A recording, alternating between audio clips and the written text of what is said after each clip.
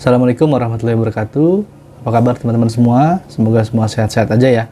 Jangan lupa tetap patuhi protokol kesehatan di masa pandemi COVID-19 kayak gini. Nama gue Reza dan gue adalah seorang banker. Saat ini gue bekerja di salah satu bank syariah di Indonesia. Dan hari ini gue akan bikin konten, gue akan bikin tips-tips ya, gue akan sharing hal-hal apa sih yang perlu diperhatikan sama teman-teman kalau teman-teman itu mengajukan pembiayaan atau pinjaman ke perbankan.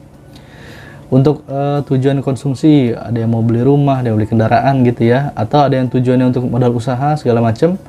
Gue akan sharing tipsnya dan hal-hal apa sih yang dilihat oleh perbankan, hal-hal apa yang dilihat oleh bank gitu ya, sama kredit analis ketika dia menganalisa calon nasabahnya. Jadi tonton sampai habis ya dan ikuti terus konten gue.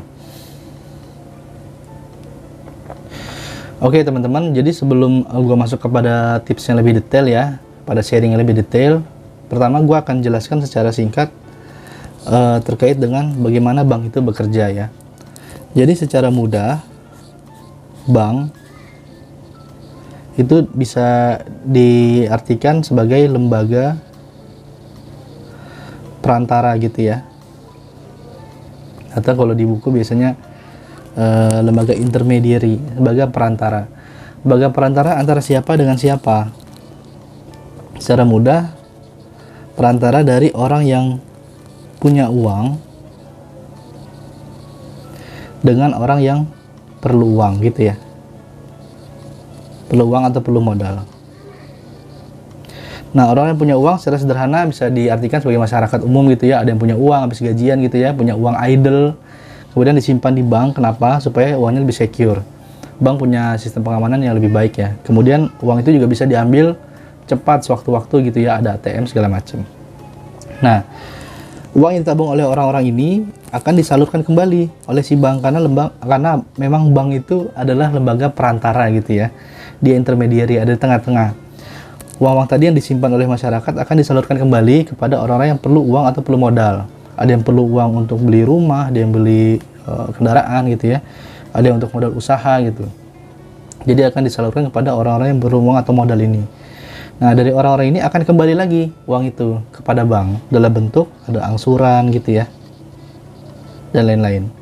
Nah, dari bank ini uangnya akan kembali lagi kepada nasabah-nasabah yang tadi menabung dalam bentuk bagi hasil gitu ya. Bagi hasil atau dalam bahasa bank konvensional itu bunga gitu ya. Nah, ini secara singkat bagaimana bank itu bekerja. Oke teman-teman semua, sebelum gue masuk ke hal yang lebih detail lagi ya, tips-tipsnya, hal-hal apa sih yang dilihat oleh bank, oleh kredit analis ketika menganalisa calon nasabah, gue akan persempit dulu ya ruang lingkup kita, supaya tidak terlalu luas ya. Gue akan ambil studi case misalnya, seorang karyawan yang mengambil pembiayaan rumah ya, atau pinjaman rumah, KPR gitu ya. Jadi kita akan fokus ke sini. Nah, untuk kasus ini, hal apa sih pertama yang akan dilihat oleh bank atau kredit analis gitu ya ketika menilai nasabahnya? Pertama adalah terkait dengan karakter. Nomor satu nih, karakter. Karakter ini dilihat dari mana? Bukan dari cara ngobrolnya ya, atau bukan dari basa-basi nasabah tersebut gitu. Tapi bank atau kredit analis akan melihat dari satu database ya, yang mungkin terkenal di masyarakat tuh namanya BI checking gitu ya. Ya walaupun sekarang udah tidak dikelola oleh BI gitu ya, sekarang dikelola oleh OJK, namanya Select OJK gitu ya. Tapi intinya di database inilah gitu. Nah, di database ini semua data itu kelihatan. Jadi nasabah itu punya pembiayaan berapa, punya pinjaman di mana, angsurannya berapa gitu. Track record pembayarannya gimana itu semua kelihatan. Jadi punya pembiayaannya ada berapa, di mana gitu ya, untuk apa. Track record angsurannya apakah dia sering nunggak gitu kan, ataukah lancar gitu, itu semua kelihatan di sana. Sehingga memang tipsnya untuk kita semua ketika kita punya suatu pembiayaan gitu ya, atau pinjaman entah di bank gitu ya, entah di fintech, entah di mungkin di pay later gitu ya, dimanapun. Nah, tetaplah bayar angsuran itu sesuai dengan jadwalnya. Bayarlah angsuran itu sesuai dengan yang sudah diperjanjikan di awal gitu, karena memang semua pembiayaan itu, semua pinjaman itu ya tercatat gitu di database ini gitu. gimana pembayarannya. Nah, kalau misalnya kita baik bayarnya gitu ya, tepat waktu gitu, itu kan memudahkan kita ketika kita membuat atau mengajukan pinjaman lagi. Sebaliknya, kalau misalnya kita mungkin ada yang nunggak gitu ya, telat membayar, itu akan menyulitkan kita sendiri ketika kita mengajukan pembiayaan di kemudian hari gitu ya. Kira-kira kayak gitu ya teman-teman. Oke teman-teman, tips yang kedua adalah terkait dengan status kepegawaian. Ya tentu saja setiap bank pasti memiliki prioritas ya, beda-beda gitu. Apa sih yang dilihat gitu ya, pertama kali, kedua, ketiga gitu ya. Setiap bank pasti beda-beda, tapi gue ambil yang besaran-besaran aja ya. Nah, untuk kasus kita yang kita bahas saat ini, karyawan mengambil KPR gitu ya. Memang hal yang kedua paling penting mungkin akan dilihat oleh bank adalah status kepegawaian. Kenapa? Karena kita ambil di sini KPR ya. KPR itu dia jangka waktunya panjang. Bisa 5 tahun, 10 tahun itu 15 tahun, 20, bahkan sekarang banyak produk KPR itu yang sampai 25 tahun, 30 tahun gitu ya. Itu panjang. Nah, dengan jangka waktu panjang gitu tentu akan lebih safe dan lebih secure bagi bank ya untuk membiayai nasabah atau memberikan pinjaman kepada nasabah yang berstatus pegawai tetap gitu. Karena panjangnya jangka waktu pembiayaan itu gitu. Nah, terus kemudian apakah pegawai-pegawai yang tidak berstatus pegawai tetap gitu ya otomatis jadi tidak bisa mengajukan KPR? Enggak juga sih. Itu balik lagi kepada kebijakan bank ya, kebijakan produknya, dan juga banyak hal lain gitu ya, dari perusahaannya juga berpengaruh gitu ya. Tapi secara umum bank itu akan lebih senang gitu ya untuk memberikan pinjaman kepada nasabah yang berstatus pegawai tetap gitu teman-teman. Jadi nomor 3 adalah mungkin penghasilan ya atau gaji. Nah, ini memang salah satu hal yang paling penting ya, yang akan dilihat oleh bank atau kredit analis gitu ketika dia menganalisa seorang nasabah.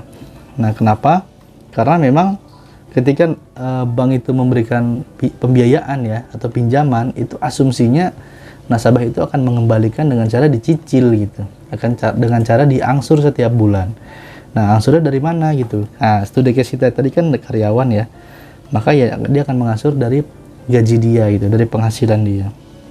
Nah, si penghasilan ini setiap bank tuh beda-beda ya cara pendekatan menghitungnya ya. Tapi secara garis besar, cara menghitungnya adalah berapa gajinya, gaji grossnya. Gaji gross ini bisa dilihat di slip gaji. Makanya umumnya bank-bank itu dia akan meminta slip gaji dan rekening koran. Itu umumnya begitu tuh. Jadi minta slip gaji, minta rekening koran untuk apa? Untuk melihat gajinya berapa di slip gaji. Kemudian mencocokkan yang masuk di rekening berapa, cocok nggak gitu. Dan biasanya akan diminta 3 bulan umumnya ya, untuk melihat pergerakannya gitu, gajinya ada pergerakan nggak, naik turunnya gitu. Terutama untuk komponen-komponen yang memang fluktuatif kayak insentif sales misalnya gitu ya, lembur segala macam. Nah, kemudian biasanya akan dikurangi dengan pinjaman lain. Jadi gaji gross dikurangi dengan ini gaji gross penambah ya, pinjaman lain pengurang gitu. Pinjaman lain akan dilihat dari mana? Balik lagi ke database yang awal ini. Jadi di database ini tadi kan di BI Checking ini atau Slick OJK ini semua kelihatan. Seorang nasabah punya pinjaman apa, di mana, berapa, angsurannya seperti apa, itu akan kelihatan. Nah, umumnya gaji akan dikurangi dengan pinjaman lain. Gitu. Nah, nanti akan dapat nih, oh, nominalnya sekian gitu. Kemudian setiap bank biasanya sih beda-beda ya. Dia punya pendekatan gitu. Oke, misalnya sisanya sekian gitu ya. Berapa? Nah, bank itu punya kebijakan beda-beda gitu ya. Dia akan melihat dari sisa ini berapa sih yang bisa diaksep sebagai angsuran, berapa yang memang akan dianggap sebagai porsi untuk hidup gitu. Ya, ini ada perbedaan pasti masing-masing bank cara menghitungnya, tapi kira-kira secara garis besar begitu. Bagaimana komponen gaji itu dihitung. Kemudian teman-teman, komponen keempat ya, hal keempat apa sih tips-tips yang perlu diketahui gitu ya bagi teman-teman calon nasabah yang mengajukan pembiayaan, mengajukan pinjaman di bank gitu ya.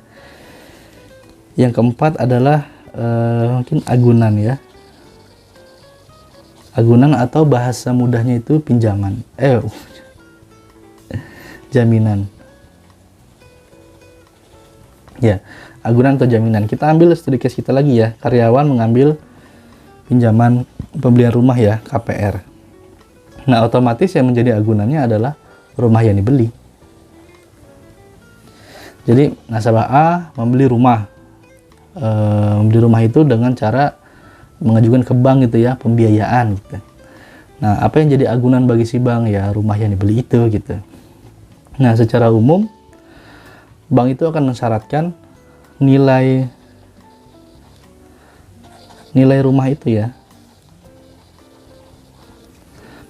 minimal sama dengan nilai pinjamannya. Jadi misalnya seorang nasabah pinjam 100 juta, 200 juta misalkan untuk beli rumah gitu. Nah, nilai rumah itu ya minimal banget tuh senilai dengan pinjaman yang diajukan gitu, yang diberikan kepada si nasabah gitu ya kira-kira.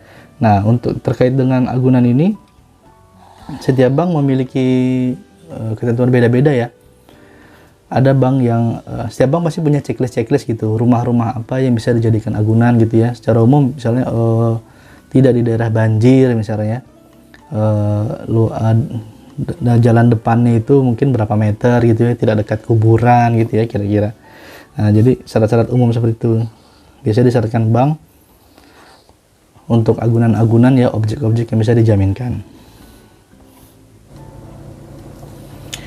Oke teman-teman, mungkin itu dulu ya sharing yang bisa gue kasih, mungkin terkait dengan berapa nih, ada 4 ya, mungkin 4 hal dasar yang perlu diketahui sama teman-teman semua calon-calon nasabah yang akan mengajukan pembiayaan di bank gitu ya.